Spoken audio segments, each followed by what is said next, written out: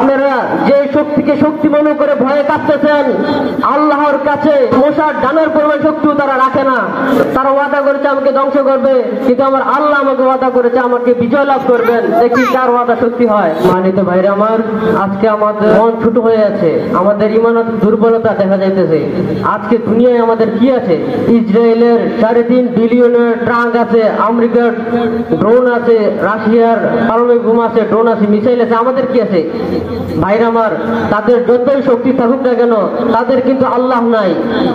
ভাইরা আমার, তাদের যতই শক্তি থাকুক না কেন, তারা যতই জুলুম করুক না কেন, দিন শেষে তাদের কোনো মাওলা নাই। কিন্তু আমাদের একজন আল্লাহ আছে, যিনি আসমান ও জমিনের মালিক। ভাইরা আমার, আমরা কি বদরের যুদ্ধের কথা ভুলে গেছি?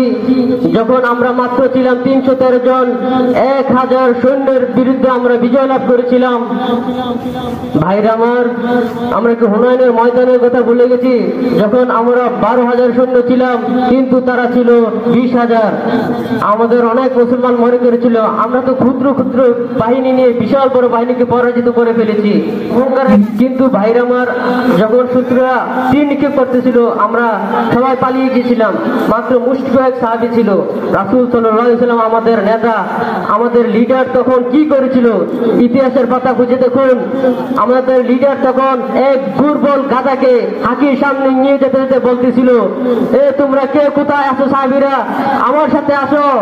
আমি মিথ্যা নবী নই, আমি সত্য নবী, আমি মুত্তালিবের বেটা মুহাম্মদ। ইতিহাস দেখুন, যুদ্ধের মোড় ঘুরে গিয়েছিল, তখন কাফেররা পরাজিত হয়ে গিয়েছিল।